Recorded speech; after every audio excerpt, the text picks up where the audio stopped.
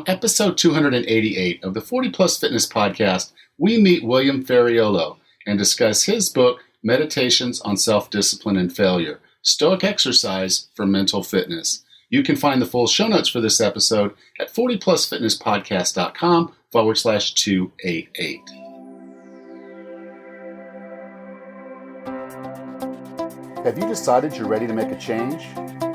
To reclaim your health and fitness?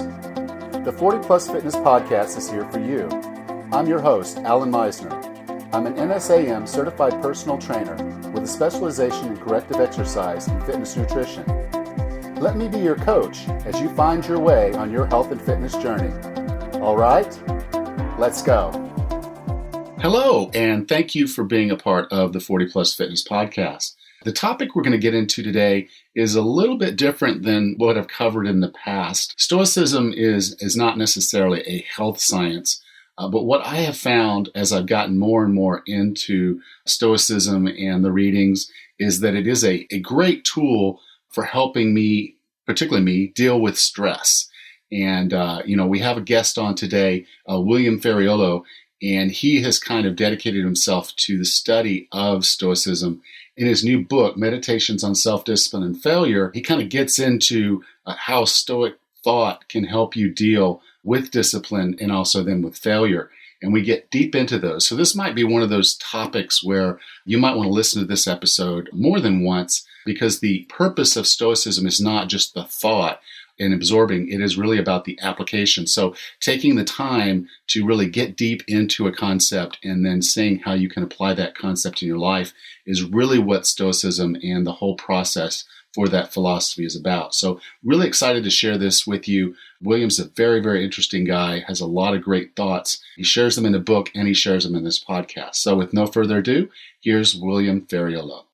So William, welcome to 40 Plus Fitness. Well, thanks for having me. I appreciate it. I've been studying Stoicism for quite some time myself, just trying to get into the concepts of it. And over the years, what I've kind of found is those moments when things are just not going my way, it's always good for me to pull up some book about Stoicism. And so I think, some of the things that have been going on with me, a recent injury and whatnot, this was a very good time for me to come across your book. And I do really appreciate the opportunity to have this discussion with you. Oh, great. Glad it could be helpful to you. Now, I do have to make one confession. I typically try to read the whole book before I get the guest on, but I think one of the problems of Stoicism is every passage you want to sit down and think about after you've read it. It's not something you can just read from front to end because it's meant to be thought-provoking. It's meant for you to use that as a challenge for yourself. And I think that's why it can be very valuable for us to understand how Stoicism can help us with our self-discipline and kind of dealing with failure. Right. It's really not intended to be read in the fashion of a narrative like a novel or a newspaper article. So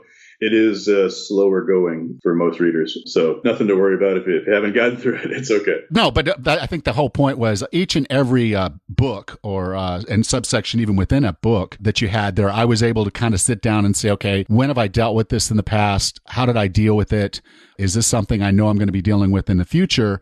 And if it is, how do I want to position myself?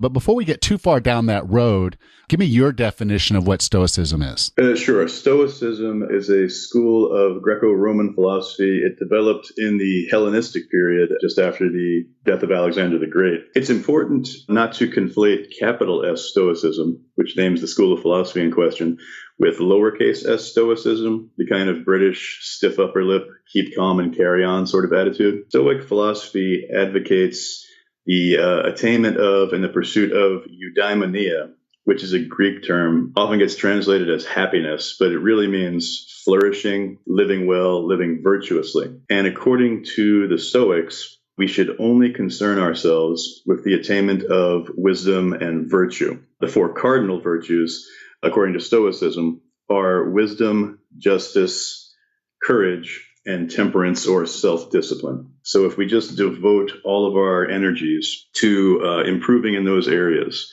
and if we are able to accept with equanimity all of the world that we cannot control, all the facets of it, and we really cannot control anything other than what the Stoics call the prohairesis, which is the faculty of deliberation and choice, the will. If we focus on our will, our own attainment of virtue, and if we allow ourselves to be at peace with the rest of the world as it unfolds, we can flourish, we can move in a direction of eudaimonia, and we can live better, more valuable lives. That's a brief summary. Now, as we kind of get into self-discipline, and I think this is kind of where much of the way I tend to look at it is to kind of get past that woe is me feeling that you sometimes get when things are just not working out. But as we kind of get into it, one of the passages you have in here is basically, do you have too much noise and chaos in your life? And do you kind of attribute this world gone mad as to why you're not accomplishing things? Can you kind of talk about how we can kind of take the concept there and use that as kind of a mental challenge to ourselves to kind of break through the I'm too busy to work out kind of mindset? Yes, we tend to attribute to the external world all sorts of power to throw us off track, all sorts of power to prevent us from accomplishing various goals, whether it's working out or whether it's, advancement in our careers or in our relationships or just advancement as virtuous human beings. We tend to blame the world. I don't have enough time. I have these duties. I have those concerns. I don't have enough money. In fact, my view is, and I think the orthodox Stoic view is, that when we don't do what we know we ought to be doing, it is always appropriate to place the blame upon ourselves. I can control myself. I can control the direction of my will, what I spend time thinking about, working on, etc. I can't even really control my body, not in the sense that most people tend to assume. My body could fail me at any moment, but I can control my attempts to direct my body and to direct my actions on a daily basis. It's unhealthy and unwise to blame other people for, quote, making us angry. The way I would suggest we think about that is, I was insufficiently self-disciplined on this occasion to keep myself from getting angry, to keep myself from being irrational. And when it comes to not accomplishing a goal, say you've decided you're going to work out a certain number of hours per week and you don't get it done. And you say to yourself, well, that was because I had to work this many hours this week and I had these distractions and, there were these difficulties, these aches and pains. The fact of the matter is, you set yourself a goal and you failed to achieve that goal due to some error on your part, either in the planning, in the execution, or in the exertion of the will necessary on the occasions on which you did not get done what you intended to get done. I think usually it's insufficient willpower, insufficient diligence and self-discipline. We can almost always find time if we have sufficient willpower to do so. Well, and I think to me, it kind of comes down to priority. If it really were a priority, it would be on your calendar. It would be something that was top of mind. It wouldn't be something that you would immediately shove to the side because something else has come up. You would say, this is my time. I need to do this. And you make that choice. That's correct. I agree with that. I also think a lot of people, especially when it comes to working out, a lot of people fail to consider alternative possibilities that are actually compatible with and can be done contemporaneously with other duties. For example, over the past few years, I've learned a lot about isometric and isostatic exercises. And when I find myself caught in these interminable meetings at work, sometimes, I'll be stuck in a meeting for 2-3 hours at a time. I'm always using the desk, using my own body, using the chair to work out various parts of my upper body, lower body when that's possible. So I can get not a full workout perhaps, but a fairly decent workout in while participating in a meeting. It can be done. You just have to be willing to learn how to perform isometrics and other related exercises in ways, at places, and in times when it might not naturally occur to you. Yeah. And another thing you had in the book, which I think this is kind of a carry-on to that type of thought, is you talk about physical labor and that you shouldn't, grudgingly do it and think, this is something I need to avoid. Actually, doing physical labor has a mind-body connection. So you're getting more out of that labor than you may have gotten if you went into the gym. Yes, that's correct. The body often informs the mind and inclines the mind in certain directions. Sometimes we resent having to do physical labor, especially trivial things, taking out the trash and so on. But in my view, it's irrational to resent that. These are, necessities of living in the contemporary world and so on. Since we have to engage them anyway, we may as well do it in the most productive fashion possible. And we really ought to do it without sort of internally complaining and groaning It's the business of an adult to carry out certain tasks. Groaning about it and complaining to oneself about it does not make it better or easier. It makes it more unpleasant. So I would say try to avoid that as much as possible. And or hiring it out. As I was reading this passage, I was thinking, I've got a guy that comes in and mows my yard. He has the perfect tool for it. It literally takes him it takes him more time to get his equipment off of his trailer than it does for him to mow my yard. Now, if I use the equipment I have, it's going to take me 4 times as long. And I think, okay, well, that's not practical use of my time. But you kind of got me rethinking this whole process of thinking I'm buying back my time when I could actually be using that physical labor for something better for myself. That's right. The physical labor has a variety of physiological benefits. One can certainly learn how to meditate, contemplate while mowing the lawn. We can walk and chew gum at the same time. So it's not as if it has to be 4 hours lost only to physical labor. One can do physical labor and think about improving oneself and becoming more virtuous while mowing the lawn. It can be done. Or listen to a podcast. There you go. Yeah. I almost always listen to either podcasts or debates while I'm working out. A lot of people prefer listening to music.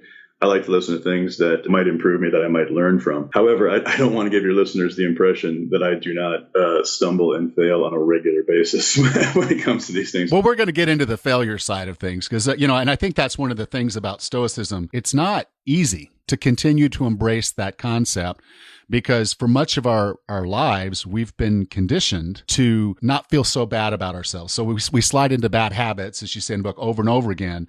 Because we keep doing this backsliding, we now start giving ourselves excuses. It's like, oh, well, nobody actually gets their resolutions done. 92% of us fail every year to meet our resolutions. So my failure is not indicative of my character, but Stoicism wants to bring you back to that concept that, yes, this is a definition of your character. That's right. Our failures are indicative of our characters, and we often don't like to admit that to ourselves, and we don't want to admit that to others, of course.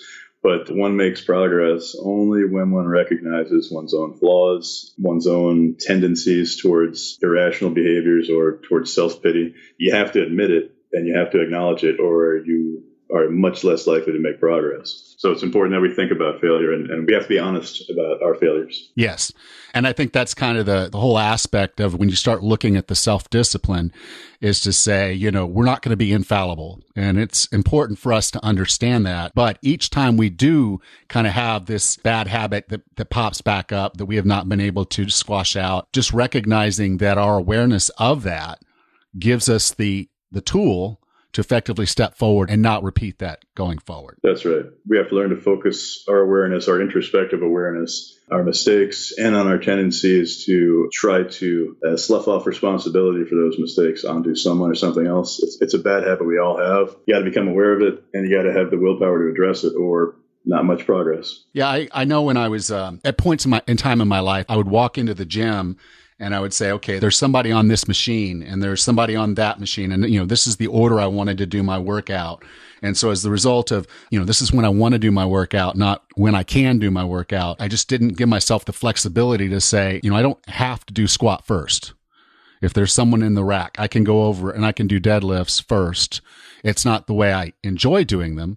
But if I'm making an excuse for myself, then I'm not showing the self-discipline to get done what I went to that gym to do. That's exactly right. There are always alternative routes, alternative sequences in which we can get as much work done and as much improvement done. And for people who don't have a gym they can get to very easily or very readily, there are plenty of bodyweight calisthenic exercises that can produce the same results. Yes, I have been cussed by many of my clients when they say, I'm going on a business trip and I may not have access to a gym. What do you want me to do? And I send them a workout with just body weight. And they text me later that week and say, don't ever do that to me again. That bodyweight workout almost killed me. Yeah. And I'm like, good. Take another business trip, please. Yeah, there you go. I'll make this one different, but it'll be the same.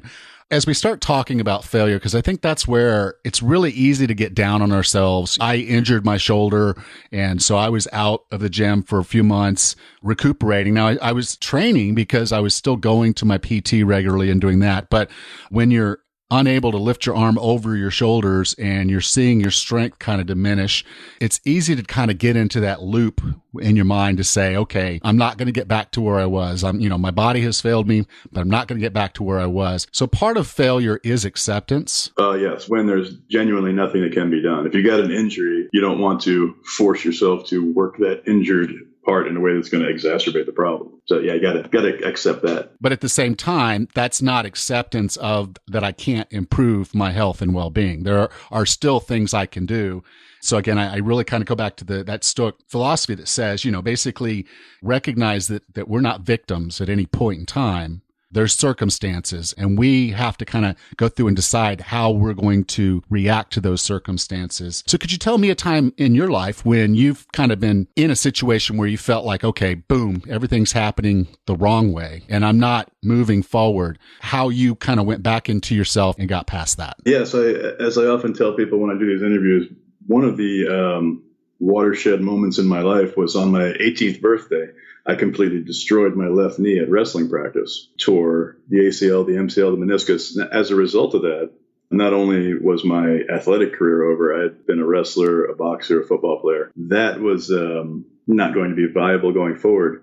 But even more importantly, I lost a scholarship to college that I had. I had an ROTC scholarship. I had college paid for, and all of a sudden I didn't have it paid for and didn't really have the money to pay for it. So I had to completely rethink my future, what my options were. I also had to spend 6 months in a full leg cast. Back in the 80s, the surgery was not as advanced as it is today. So I had to figure out how to work out, keep myself healthy when I could not move one of my legs. I also contracted chicken pox during that same period. So I had to figure out how to not lose my mind with chicken pox and a full leg cast on. But it is as a result of that, at least in part, that I ultimately became interested in academics. I ultimately became a philosopher, charted the course through graduate school, and I'm a professor now, which is a career and a lifestyle that I find very rewarding. That is very unlikely that would have happened had I not destroyed my knee and had to completely rethink where I was headed. I was looking at a career in the military. When one opportunity is snatched away, we have to have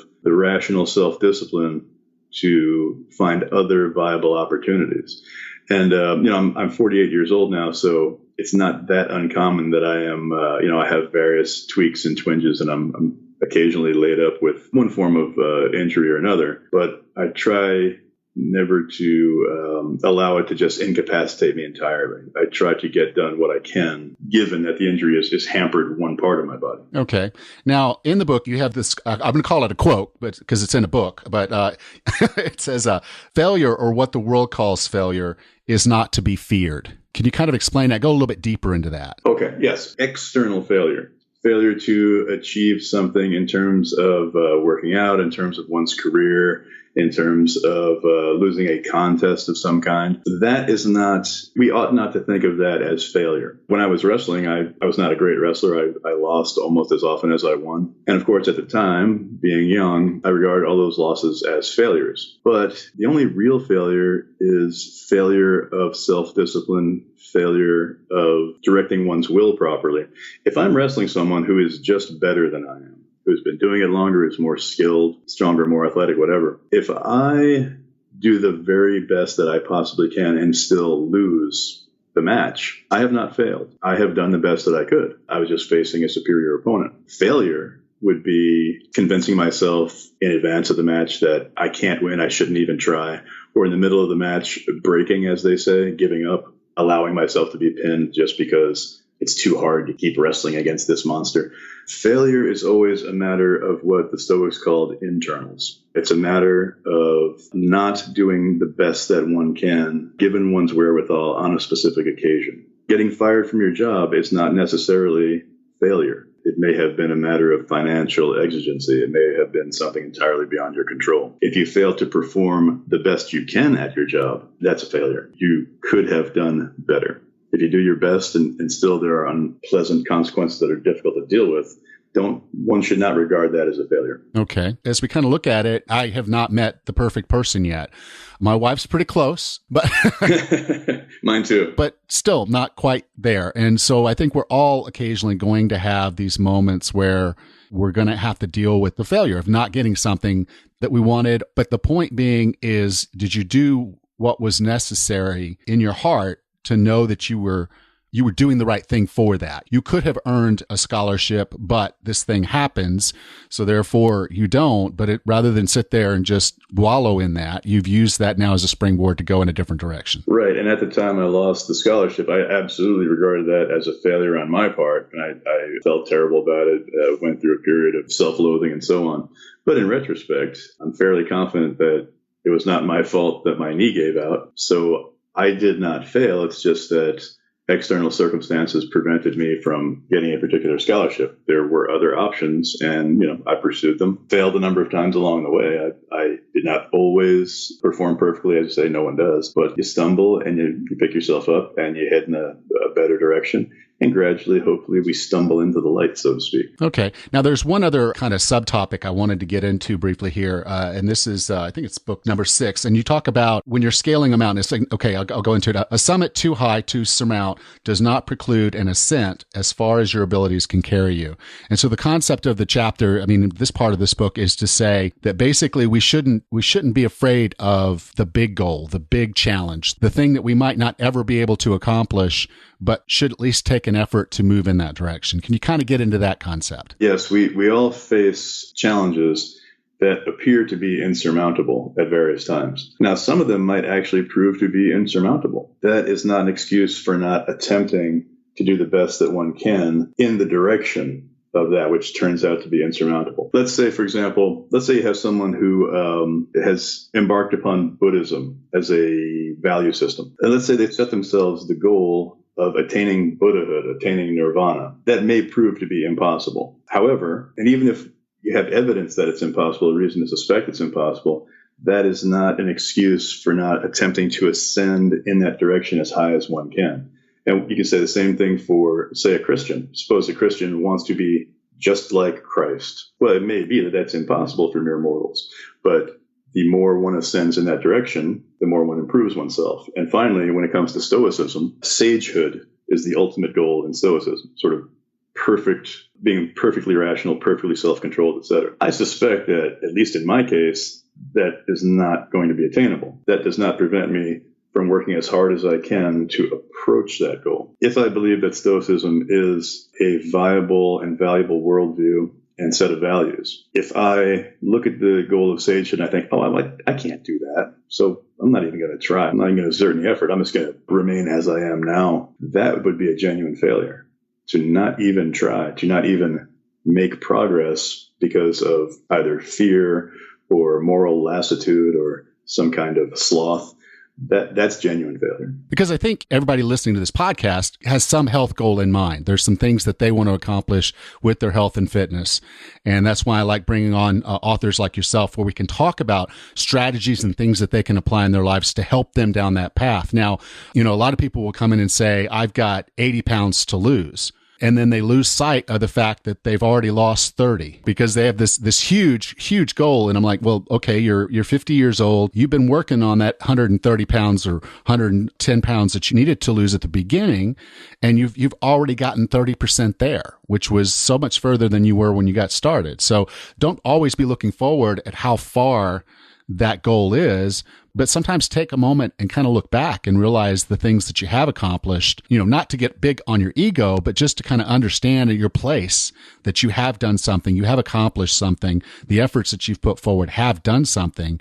They have bore fruit. It's just not maybe as much fruit as you had hoped. Right. Consider how dispiriting that is to look at some idealization. Like, let's say you've got someone who wants to lose weight, wants to get in shape, as you say, someone in their late 40s or 50s, and let's say they put on their mirror a picture of some 22-year-old male model with an 8-pack, and every morning they look at that and they compare themselves. They look in the mirror and they look at this person who is, at the height of his power, so to speak, and they compare themselves, and they think, oh, well, I don't look anything like that, so I'm just a loser, or I'm just pathetic. Well, wait. What did you look like 2 weeks ago? What did you look like 2 months ago, 6 months ago? As you say, if you've lost 30% of the weight you intended to lose, if you've increased 25% of the muscle mass you had hoped to increase, one should not just ignore that and say, oh, I'm a loser because I am not perfect or I have not attained my ideal. Few of us do. It's helpful and healthy to acknowledge not only what we have not yet attained, but to acknowledge what we have. So, hey, listen, I'm better than I used to be. I often tell, I have failings in my stoic practice on a regular basis, but I always tell people I'm much better in terms of not losing my temper than I used to be. I still lose it sometimes, but not nearly as frequently. It's not as intense, doesn't last as long. Similarly, with any form of endeavor we pursue, acknowledge your progress. If you only acknowledge what you have not attained, that's really disheartening. Now, if you don't mind, could you kind of just go through how you practice this? Because you've written the book as a series of meditations, but can you kind of talk about your practice of Stoicism, how you try to use it in your life overall? Yes, I can tell you a bit about it. I do this internally. I don't usually speak any of this out loud, but every morning I think about the likely challenges that are going to arise today, much as Marcus Aurelius does in the second book of his meditations. He reminds himself of the litany of human failures and foibles and the potential annoyances that will come up today. And he says, all right, now, remind yourself that this happens on a daily basis. Do everything in your power not to participate in it, not to succumb to it, not to fall to the level of those that you behold who are misbehaving. So I do this every morning. I think, all right, listen, first I have to drive to work, and I'm a terrible driver. So I often find myself in these situations where it's potentially anxiety provoking, and it's often my own fault. And so I have to sort of resist the tendency to feel like an idiot while I'm driving. Then I have my students to deal with, teach a significant number of students, several courses per day, all kinds of potential challenges there. I remind myself, a lot of students will not have done the reading. I will be compelled to explain things that perhaps, in an ideal situation, I would not have to explain. I have colleagues I have to contend with. I have administration I have to contend with. If I stop at the grocery store on the way home, I remind myself there are going to be lines. There are going to be people pushing carts around and, getting in your way. I often remind myself, just don't lose it. Be rational. Don't hurt anybody. Don't become a wild beast of prey in the pursuit of food. In the evenings, sometimes I will go through how the day went, and I'll remind myself, okay, listen, you slipped up here, here, and here. You made these mistakes today. You were more successful in these other areas. So notice your tendencies to misconduct, to failures of self-control. You have to exert more intellectual energy there. The places where you're doing fairly well, keep an eye on those, keep thinking about those, but try to improve your real weaknesses. And I try to use all experience as much as possible I try to turn everything into a mental workout. If I'm playing Scrabble with my wife and she's beating the crap out of me, which happens frequently, there will occasionally be a tendency, right? She's getting all the best letters and I'm getting nothing. And I have no chance because of that. There's a tendency to become frustrated. This game. But when I feel that rising, I just think, wait a minute. You're playing Scrabble with this woman you love. This is good. This is not something to get upset about. She's beating you because she's better at this than you are.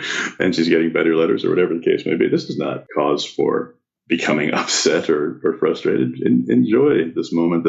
How many people around the world would love to have the free time to play Scrabble with a loved one? You got to be grateful for that. So I try to turn everything into an opportunity for mental exercise and for improvement. Cool. Well, one of your chapters was on cultivating appreciation, which is another big part of Stoicism.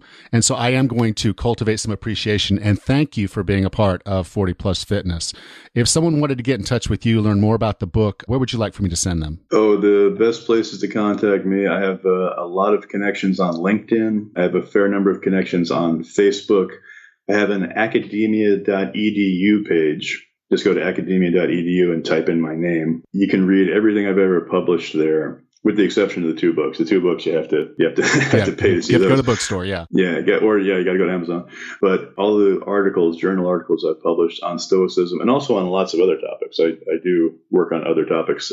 They're all available there. And rumor has it that physical reality still exists. So if anyone's ever passing through Lodi or Stockton and wants to look me up, I'm happy to try and make that work. Awesome. Well, this is going to be episode 288. So you can go to 40plusfitnesspodcast.com/288, and I'll be sure to have have the links there in the show notes. So again, William, thank you so much for being a part of 40 Plus Fitness. Well, thank you so much for having me as a guest. It is an honor, and I mean that sincerely, and I really appreciate the opportunity. Thank you very much. I want to take a moment again to thank you for being a part of the 40 Plus Fitness podcast. I really do appreciate having you here each week and sharing these interviews with you. And I do appreciate the feedback that I get. So thank you so much for that. If you would go to 40plusfitnesspodcast.com/review, you can leave a rating and review today. And I really do read each and every one of those and just really enjoy the interaction and understanding what I'm doing right, what I can do wrong, and how you feel about the podcast. And it helps others find us as well. So thank you so much for that. Next time on the 40 Plus Fitness podcast, we meet Leonard Linnau and discuss his book, CBD, A Patient's Guide to Medical Cannabis. Until then, have a happy and healthy day.